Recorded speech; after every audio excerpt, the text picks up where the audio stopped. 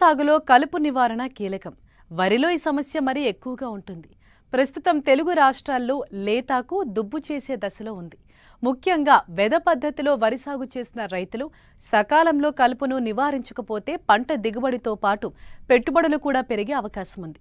కాబట్టి రైతులు సత్వరమే కలుపు నివారణకు చర్యలు చేపట్టాలని సూచిస్తున్నారు శ్రీకాకుళం జిల్లా రాగోలు వ్యవసాయ పరిశోధన స్థానం సీనియర్ శాస్త్రవేత్త డాక్టర్ డి శేఖర్.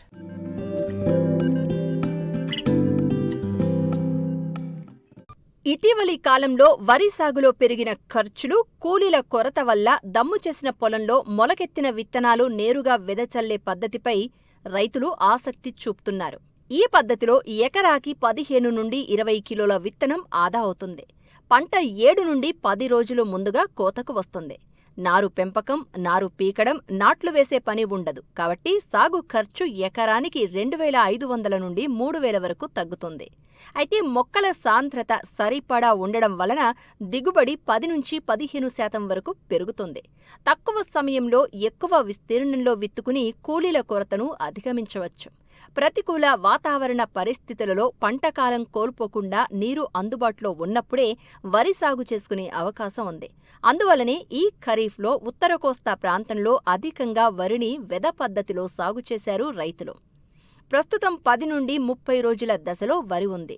అయితే కలుపు తీవ్ర ఇబ్బందిగా మారింది. దీనిని నిర్మూలించేందుకు చేపట్టాల్సిన సమగ్ర యాజమాన్యం గురించి రైతులకు తెలియచేస్తున్నారు శ్రీకాకుళం జిల్లా రాగోలు వ్యవసాయ పరిశోధనా స్థానం సీనియర్ శాస్త్రవేత్త డాక్టర్ డి శేఖర్. ముఖ్యంగా మనకు ఉత్తర కోస్తా మండలంలో, మరీ ముఖ్యంగా మనకు శ్రీకాకుళం జిల్లాలో ఈ వరి విస్తీర్ణం ప్రధానమైనటువంటి స్థానంలో ఉంది. సో మనకు ఈ వరిలో ముఖ్యంగా మనకు ఈ శ్రీకాకుళం జిల్లాలో వెద పద్ధతి అనేది చాలా ప్రాముఖ్యంలో ఉంది. సో ఈ వెద పద్ధతిలో ముఖ్యంగా మనకు ప్రధానమైనటువంటి సమస్య కలుపు సమస్య.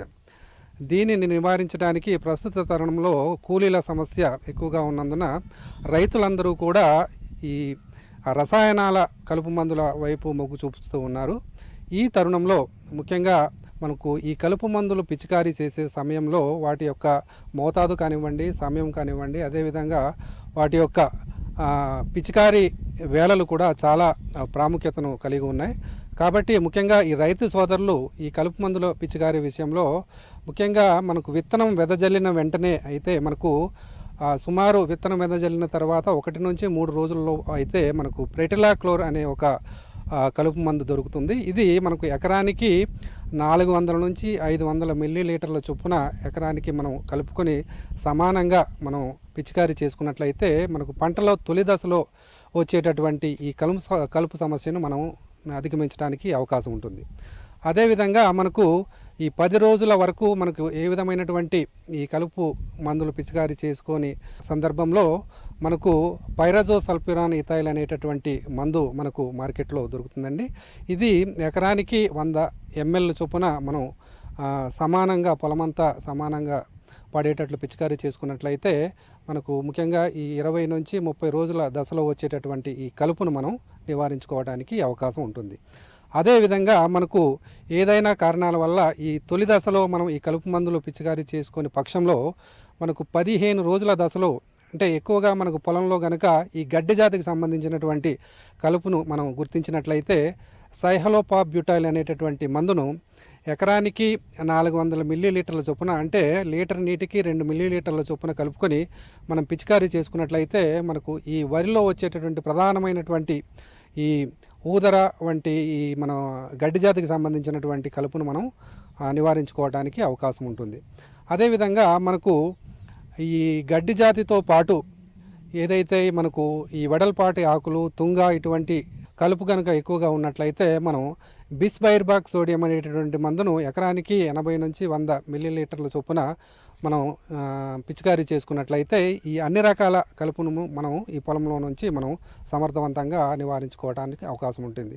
తర్వాతి దశలో, అంటే మనం విత్తనం విత్తినటువంటి 20 నుంచి 30 రోజుల దశలో కనుక మనం కలుపును గమనిస్తే మనకు ఈ పొలంలో ఏదైతే ఈ అన్ని రకాల కలుపు మొక్కలు, ముఖ్యంగా ఈ గడ్డి జాతి కానివ్వండి, తుంగ, అదేవిధంగా వెడల్పాకు ఈ కలుపు కనుక ఉన్నట్లయితే మనకు ఈ ఆల్మిక్స్ అనేటటువంటి మందు మనకు ఎకరానికి 8 గ్రాముల చొప్పున పిచికారీ చేసుకున్నట్లయితే అన్ని రకాల కలుపు మొక్కలను మనం నివారించుకోవడానికి అవకాశం ఉంటుంది. అదేవిధంగా మనకు వెడల్పాకు కలుపు కనుక మనం ఈ తర్వాతి దశలో అంటే 25 నుంచి 30 రోజులు విత్తనం వేసిన తర్వాత పొలంలో కనుక గమనించినట్లయితే ఆ 2,4-D సోడియం సాల్ట్ అనేటటువంటి మందును లీటర్ నీటికి 2 గ్రాముల చొప్పున అంటే ఎకరానికి సుమారుగా 400 గ్రాముల ఈ 2,4-D సోడియం సాల్ట్ మందును మనం పిచికారీ చేసుకున్నట్లయితే ఈ వెడల్పాటు కలుపు మొక్కలను మనం నివారించుకోవడానికి అవకాశం ఉంటుంది.